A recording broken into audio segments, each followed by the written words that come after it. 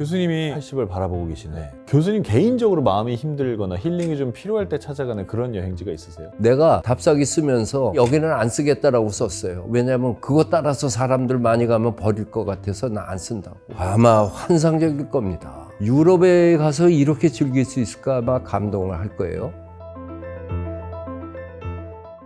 안녕하세요. 이 시대의 진짜 대가들의 순도 높은 지식을 전해드리는 시간 지식인 초대석 아나운서 한석준입니다. 오늘은 우리나라 미술사에 아주 지대한 공을 세운 분입니다. 명지대학교 석좌 교수를 맡고 계시는 유홍준 교수님 자리하셨습니다. 나의 문화유산 답사기라는 책을 쓴 유홍준입니다. 합쳐서 나의 문화유산 답사기가 500만 부가 나왔더라고요. 정말 존경스럽습니다. 한 권을 쓰실 때마다 거기 나오는 문화유적들이 관광지가 돼버리는 바람에 지역경제 활성화에 정말 큰 기여를 하셨고, 그래서 지역의 시청이나 이런 곳에서 엄청나게 요청을 했을 것 같습니다. 그게 93년부터 지자체가 시행되면서 명예군민 시민제도가 생겼어요. 맞아요. 그래서 내가 명예강진군민 제1호고, 명예전남도민 1호고, 명예안동시민 1호고, 그 외에도 제주도도 2개를 받았죠. 아무튼 그런가 하면은 지금도 서운해하는 분들도 있죠. 사실 제가 안 가봐서 못 쓴 데는 없고, 아직 안 썼을 따름이니까 좀 기다려 주십사 하고. 그러게요. 정말 관광 가이드북이 아니잖아요. 그렇게 생각해도 난 나를 낮춰봤다고 생각 안 합니다. 그걸 계기로 해서 우리 문화유산을 더 익힐 수 있는 기회가 있다면은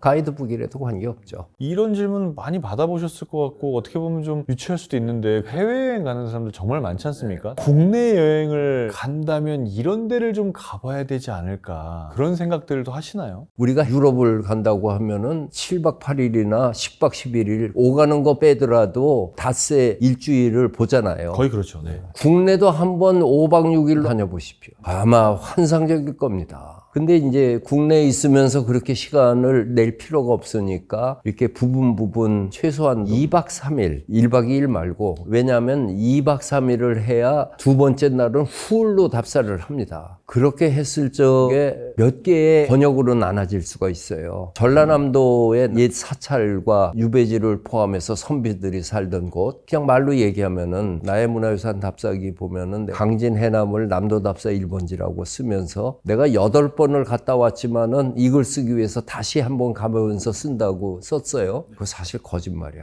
13번을 갔었어. 거기에 전혀 기대치 않았는데 공감하는 부분이 땅끝이야. 나주 지나서 강진에 가면은 다산초당에 영랑생가 무이사 같은 절이 있고, 해남에 가면 대용사가 있고 고산윤선도가 있고, 땅끝이라고 하는 초연한 곳에서 고산의 세연정을 보고 오는 코스는 다녀오고 나면은 유럽에 가서 이렇게 즐길 수 있을까 아마 감동을 할 거예요. 또 하나, 경주에 2박 3일 동안 다녀보십시오. 다운타운에 있는 신라 고분에서 첨성대 안압지 박물관 보고 난 다음에 경주 남산 산자락에 있는 보리사, 삼릉계, 가능하면 용장사까지 해서 경주 남산을 보고, 다음날 가문사 탑을 보고 대양암에 가서 간포 앞바다, 동해바다를 보고 돌아오는 코스를 보면 이게 피렌체를 갔을 때고 인스부르크를 갔을 때고 이렇게까지 나한테 오는가 하는 게 있을 거예요. 또 안동 지역은 선비들의 문화가 그대로 남아서 소수서원, 병산소원, 도산소원 보고 의성김씨 종갓댁을 보고 충효당, 하회마을 본 다음에 코스를 어디로 잡냐에 따르지만 영양본감에 있는 5층 전탑이 국보예요. 참 재밌는 게 죽기 전에 봐야 될 건축 101개 미국에서 나온 책이 있어요. 거기에 한국계 6개가 소개돼 있더라고요. 영양본감의 전탑이 거기 들어있더라고요. 그런 데에 실릴 수 있을 정도의 외로운 반변천 천변에 있는 거를 보면은 우리 자연의 풍광과 함께 1500년 전 유물이 보면은 역사적 향기가 나오겠죠. 그리고 도산서원에서 청량산 지나서 낙동중학교 지나가지고 청암정까지 가는 길은 너무 아름답습니다. 옛 자치가 많아요. 내가 답사기 쓰면서 내가 여기는 안 쓰겠다라고 썼어요. 왜냐하면 그거 따라서 사람들 많이 가면 버릴 것 같아서 나 안 쓴다고. 그 정도의 길입니까? 그리고 내가 학생들 데리고 답사 다닐 적에 한국미술사라고 하는 것이 서울에서 할 적에는 남한강변의 폐사지를 데려갑니다. 원주 구론면에 있는 법천사, 지광국사 현묘탑하고 거돈사터에다가 신륵사의 세종대왕 영릉을 다녀오면은 그 다음부터는 남한강변의 강 황금 풍경하고 어우러져서 자연 국토에 대한 아름다움에 대해서 아주 사무치는 마음으로 가져오는 게 있어요. 그게 되게 가을에 가고 봄에 갈 적에는 추사고택으로 해가지고 예산에 서산마애불과 보온사터의 개심사 다녀오면은 참 그 개심사 진달래꽃도 이쁘고 서산마애불 백제의 미소 향토와 역사에 대한 사랑으로 나오게 됩니다. 이건 내가 체험을 하면서 했던 이야기고 더군다나 우리나라의 중요한 특징은 사계절이 분명하다는 거. 내가 충청북도를 8권에 가서나 쓰게 돼요. 단양팔경 비롯해가지고 청풍, 호숙 이쪽에 1박 2일로라도 여러 번 다니고 그리고 난 다음에 썼어요. 그러니까 유물과의 대화, 말하지 않는 것과의 대화 속에서 오히려 내가 말할 것들을 다시 찾아낸다고 하는 그 시간이 어떤 것이 경제적인가를 따질 때 빨리 보고 돌아오는 게 경제적인가, 가서 그 유물과 함께 하룻밤을 지내고 내용을 소화한 다음에 돌아오는 것이 경제적인가, 말하지 않는 것과의 대화라고 하는 게 자기 사색의 깊이를 올려주겠죠. 제주도를 사람들이 많이 여행 가지만 제주도에 가면 뭐 바닷가 가고 뭐 놀고 이러는 거가 사실 대부분이지 않습니까? 제주도에서 이거 못 봤으면 다음에 갈 땐 꼭 봐라 라고 말씀하실 만한 그런 유산이 있다면요? 네, 제주도 답사기가 7권인데 이거를 여행책으로 많이 소화가 돼서 별권으로 띄어서 돌하루방 어디 감숙강이라는 제목으로 제주도 답사 안내서가 단행본으로 나와 있어요. 답사기에서도 제주 허씨를 위한 가이드북이라고 써 있어요. 제주 허씨가 뭐냐면 렌트카 번호가 다 허자가 붙어 있어요.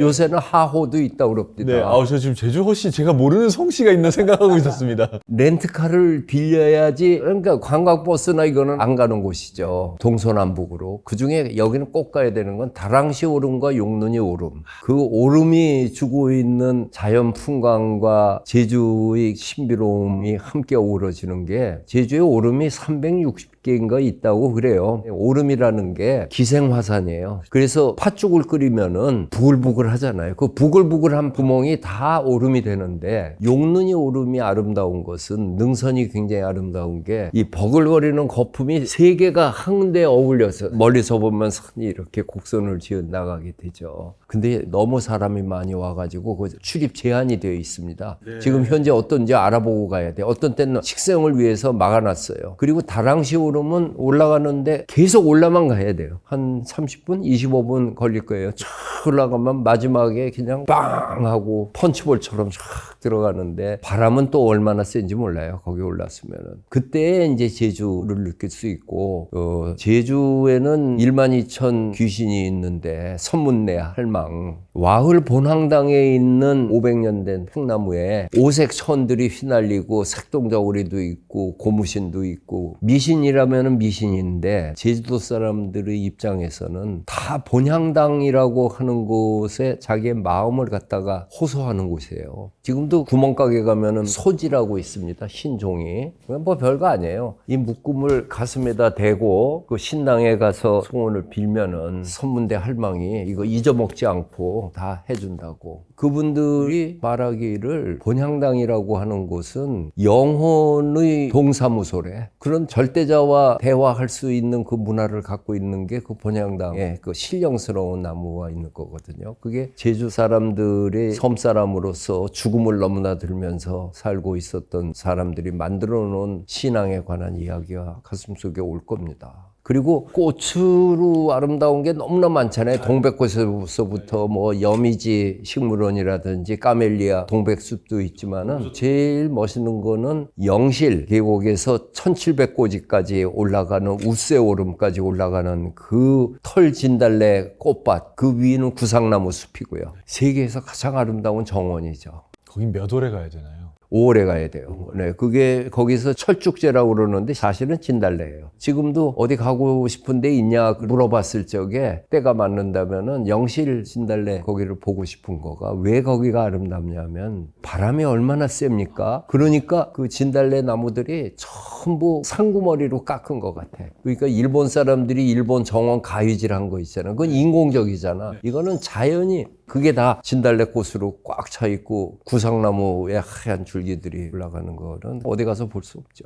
그럼 혹시요, 아직 그렇게 글로 표현 안 하신 국내에 정말 멋있는 그런 장소 중에 이 겨울에 부모님을 보내드린다면 요리가 단품 요리도 있고 코스 요리가 있잖아요. 코스 요리를 해주시죠. 안 쓴 거 중에 하나가 전라남도에 있는 사찰들, 장흥 보림사에서 화순 운주사, 쌍봉사, 나조 불회사 그 한 바퀴 도는 코스는 정말로 환상적이에요. 우리가 송광사하고 서남사는 잘 알고 있는데 보림사는 구산 선문 제일 선문인데다가 화순의 쌍봉사는 가장 아름다운 승탑이 있고 운주사는 민중불교의 상징성을 갖고 불회사라고 하는 곳은 들어가는 비자나무 숲을 탁 해서 겨울철에 늘 푸른 나무들이 있었을 적의 감동, 동백나무 숲이라든지 비자나무 숲 보면 그게 그렇게 감동적이거든요. 그런 자연의 아름다움까지 보여줍니다. 그리고 경주는 뭐 아무 때 봄, 여름, 가을, 겨울 아무 때 가도 거기서는 유물이 말해주는 거니까 자연보다도요. 그리고 늦가을 지나서 초겨울, 안동, 서원들을 보면서 만약에 시간이 된다면은 새로 옮겼지만은 농암고택 같은데 차가 들어가느라 몰라 진흙탕길이면은 차가 빠질 것 같은데 험한 오지 속에서 처연하게 있는 옛날 고관을 봤을 적에 시가 절로 나올 겁니다. 그런 코스들 아마 이번 겨울에 많이들 다니게 되시지 않을까. 이제 교수님이 80을 바라보고 계시는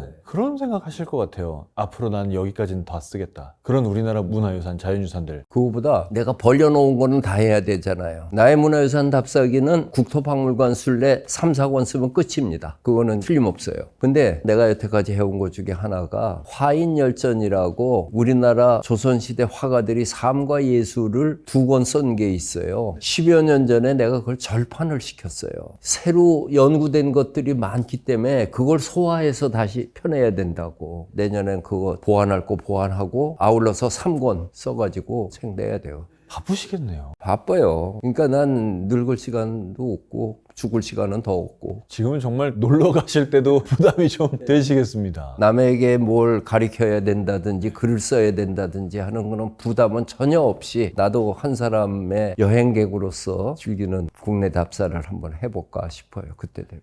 교수님 개인적으로 마음이 힘들거나 힐링이 좀 필요할 때 찾아가는 그런 여행지가 있으세요? 그런 것이 따로 있었던 건 아니고 거기에 가면 마음이 힐링된다. 그런 걸로 얘기하면은 역시 원주의 폐사지 거돈사터 한번 가보십시오. 거기에서 하고 싶은 게 사방이 산으로 둘러 있는데 가운데 절터에 불상 놓았던 좌대 하나 있거든요. 거기에다가 그랜드 피아노 하나 갖다 놓고 얀이 불러가지고 음악회를 한번 했으면 좋겠다 하는 생각이 들어요. 그리고 우린 둘러 앉아서 하면은 카라카라의 빅3 한 거보다도 더 멋있을 것 같아요. 거기에 축대를 쌓은 빈 터가 있는 중에 한쪽 끝에는 800년 된 느트나무가 한 그루 있어. 그리고 저쪽에는 1200년 전에 세운 승탑과 돌고부기가 이고 있는 비석이 하나 있고 그 언덕배지는 이렇게 층계로 돼 있거든요. 거기 앉아서 야외 음악회 한번 해보고 싶어요. 작은 음악회라도 좋고. 생각도 안 해봤는데 그거 너무 괜찮을 것 같습니다. 일단 제가 다녀오겠습니다. 근데 교수님은 나의 문화유산 답사기를 쓴 유홍준입니다. 끝! 더 이상 뭘 말할 게 없는 것 같아요. 이런 인생 너무나 존경스럽기도 하고. 그럼 좀 궁금한 게 1권을 쓰실 때부터 이렇게 10권이 넘어가는 대작을 쓰실 예정이셨어요? 아니었죠. 우선 이 책이 93년 5월 30일인가에 나왔는데 처음 쓰기 시작한 거는 91년 4월 달에 월간 사회평론의 연재를 시작했던 거예요. 그게 2년 후에 책으로 나왔을 적에는 밀리언셀러가 된 거죠. 그럼 1권을 내고 나서 2권을 써야겠다는 생각은?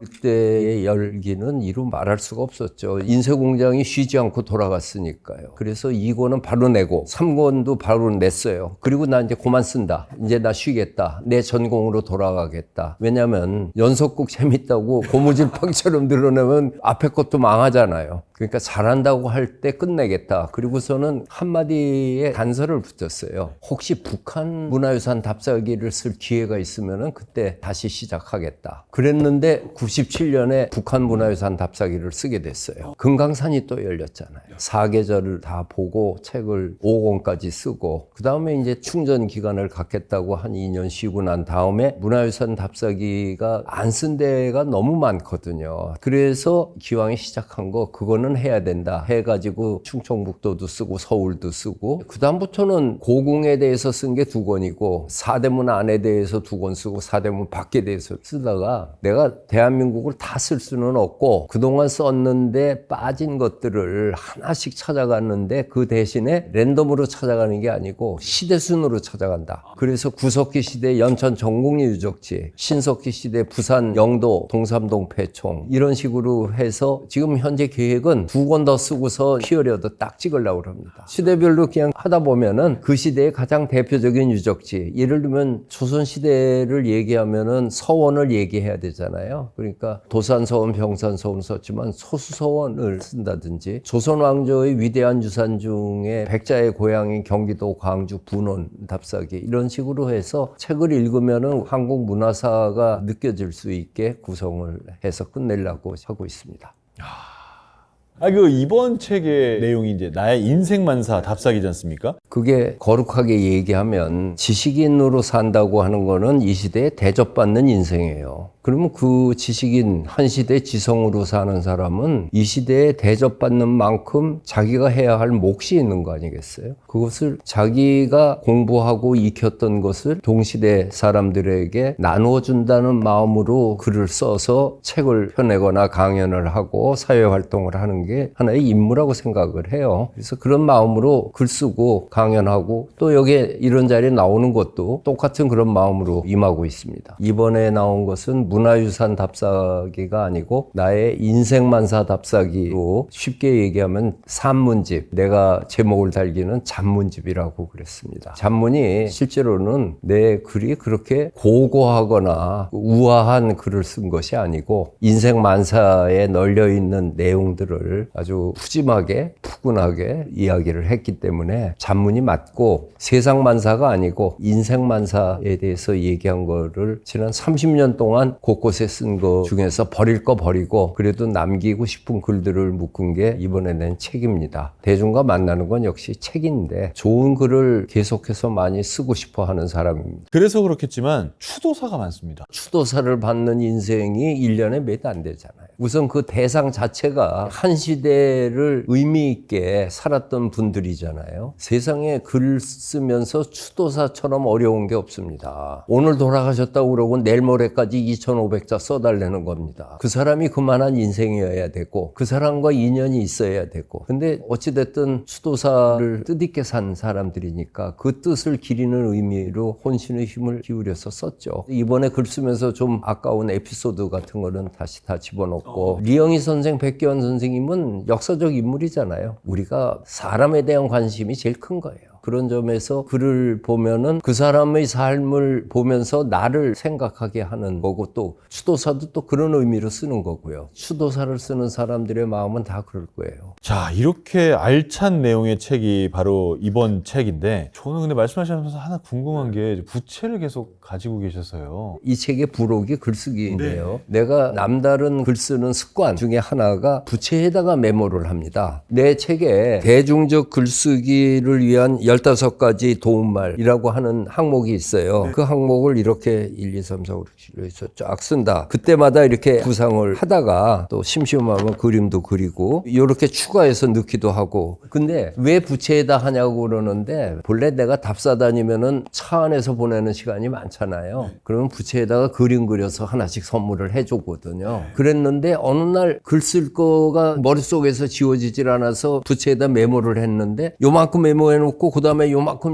하니까 설계도가 되더라고요. 부록이 밀리언셀러 작가가 말하는 좋은 글쓰기를 위한 15가지 조언. 부채에 쓰신 15가지 이거군요. 문화유산 답사기 발간 20주년 기념 행사를 국립중앙박물관 강당에서 했어요. 그런데 청중 질문 중에 선생님 글쓰기를 배우고 싶은데 선생님은 글 쓸 때 어떤 점을 생각을 합니까? 라는 질문이 있어서 이번에 아예 그거에 대한 예문들을 다 하나씩 넣어가지고 좋은 글쓰기를 위한 15가지 조언이라고 해서 실었죠. 첫째는 그 글이 어떤 형태든 간에 관계없이 하나의 글은 글로서의 완결미가 있어야 돼요. 다시 얘기해서 기승전결이 있어야 됩니다. 기승전결에서 제일 중요한 거는 콘텐츠는 승에 있어요. 첫 마디를 뭘로 시작하고 끝마디를 뭘로 시작하느냐는 글의 양에 따라서 200자 원고지 15이냐 30매냐에 따라서 있지만은 승은 전개하는 거예요. 자기가 하고 싶은 얘기예요. 근데 거기에 반드시 전이 있어요. 반전, 아주 드라마틱한 반전이 아니더라도 밋밋하게 가는 게 아니라 거기에 액센트를 줘야 되든지 뒤집든지 하는 거를 반드시 가져야 되고, 첫머리와 끝머리를 어떻게 압축할 수 있는가 하는 것을 염두에 두어서 기승전결을 삼아야 된다. 근데 글 쓰다 보면 첫머리에 쓴 글이 마지막 결에 가서 쓰는 게 더 좋은 경우가 생겨요. 그럴 땐 빨리 뒤집어야 됩니다. 어쨌든 기승전결을 이렇게 맞춰라. 그 다음에 이건 내 습관이지만은 권하고 싶은 거는 글을 쓴 다음에 제목을 짓지 말고 제목을 짓고 글을 써라. 사실상 글이라는 게 제목 정하고 첫 문장 생각나면 일사천리로 흘러요. 그게 힘들죠. 그 다음에 세 번째는 자기가 하고 싶은 말을 서술이 아니고 합당한 사례나 에피소드를 찾아서 집어넣으면은 글이 생명이 든다 이거죠. 정 안 될 적에는 유명한 분의 논문이라든지 유명한 명구를 갖다 집어넣어 갖고 대입을 시키면은 글이 갑자기 객조가 높아지는 경우가 있죠. 그거 세 가지만 딱 지켜도 그 좋은 글 되지 않을까 그런 생각이 들어요. 저의 다음번 책이 좋아진다면 전적으로 오늘 강의 덕분입니다. 여기에 보면은 문장의 리듬을 생각하면서 글을 다듬어라. 그 다음에 글을 쓴 다음에 반드시 다른 사람한테 읽히고 난 다음에 발표하라. 누구한테 읽히셨습니까 주로? 우리 연구원이나 편집자나 이 사람들에게 신문에 내까지 원고를 내야 될 때는 전화 걸어서 내가 읽어요. 그리고 자기가 쓴 글을 소리내서 읽어보면은 반드시 몇 자는 고칩니다. 눈으로 읽는 게 아니라 소리내서 읽어보면 마음 자세가 글이란 내가 아는 것, 내가 하고 싶은 말을 쓰는 게 아니에요. 그럼 뭐냐? 내가 들려주고 싶은 거, 남에게 알려주고 싶은 걸 쓰는 거기 때문에 반드시 상대방이 있는 겁니다. 다시 얘기해서 소비자를 생각하고 공급자로서 써야지 일방적으로 써가지고 소비를 놀려고 그러면 안 되는 겁니다. 그래서 미술 평론이나 이런 거 쓸 때 있잖아요. 그때는 내 잠정적인 독자를 미술에 아주 소양이 없는 내 친구를 염두에 두고 씁니다. 내가 이렇게 써도 그놈이 이해할까? 독자는 그런 사람들이잖아요. 아는 사람만 보는 게 아니라 그거는 논문이고. 그 다음에 글 쓰다 보면은 죄다 아쉬워하는 것이 형용사가 부족하잖아요. 맨날 했던 소리 슬프다, 그립다, 안타깝다, 아쉽다. 그걸 너무도 슬프다, 한없이 그립다, 애타도록 안타깝기만 하다, 마냥 아쉬운 감정. 이거 갖고는 자기 표현이 안 되잖아요.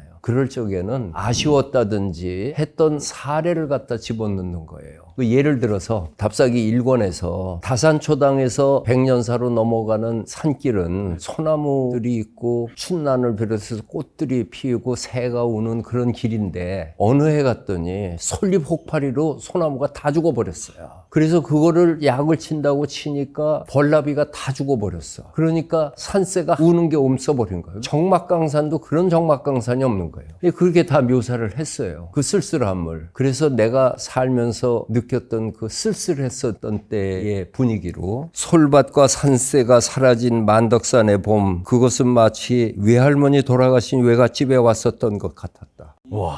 중학교 때 외할머니 돌아가셨는데 어쨌든 해마다 가듯이 갔는데 세상에 외할머니 없는 외갓집이 그렇게 쓸쓸한 줄 몰랐죠. 그러나 금방 왔어요. 이런 이미지로 들어갈 적에는 더 말할 거 없죠. 자, 지난 30년 동안 22권의 나의 문화유산 답사기를 내셨습니다. 사실 그것만으로도 전 세계에 있는 모든 글 쓰는 사람들에게 부러운 인생일 수도 있습니다. 뭘 여쭤보고 싶냐면요. 지금 책을 읽는 사람들 숫자가 너무나 많이 줄었습니다. 근데 이럼에도 불구하고 유홍준 이름 써 있으면 그 책은 다 내가 이 정도는 봐야지 이런 생각을 한단 말이에요. 이유가 혹시 뭘지. 지적인 욕구라는 거는 다 있는데 그걸 채우는 방식이 활자화된 책으로서 읽는 것보다 다른 것으로 채우는 게 있어요. 이를테면 만화로도 본다든지 유튜브 또는 넷플릭스를 통해서 보는 게 마치 종이신문 안 보고 인터넷을 가지고서 사는 사람들 많잖아요. 마찬가지로 이 책도 그런 것 같고 나의 문화유산 답사기가 지금 시절에 나왔을 적에는 그거의 10분의 1 정도뿐이 안 나갔을 겁니다. 그러니까 전달하는 방법이 달라지고 있다고 생각을 하는데 그래도 책이라고 하는 것이 자체가 갖고 있는 존재감이 있잖아요.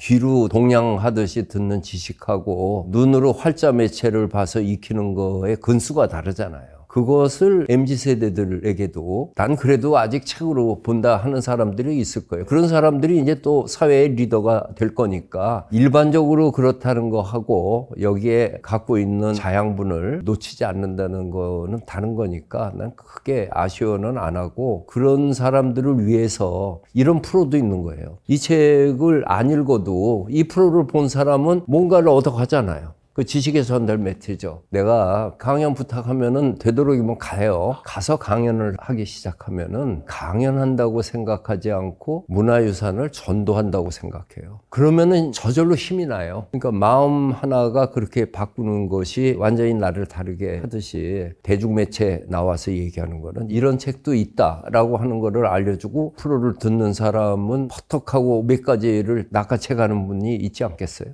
자신이 생각한 것보다 이런 게 있다 하는 것을 느끼는 것이 중요하다고 생각해요. 유홍준 교수님과 이렇게 장시간 얘기하면서 말씀하시는 그 많은 곳들에 제가 직접 함께 다니는 그런 느낌이 들었습니다. 아울러 글쓰기에 대한 식견이 녹아있는 짧은 팁 여러분들에게도 도움이 됐으면 좋겠습니다. 진짜 대가들의 고급 지식을 전하는 지식인 초대석 다음 시간에 다시 뵙겠습니다. 고맙습니다.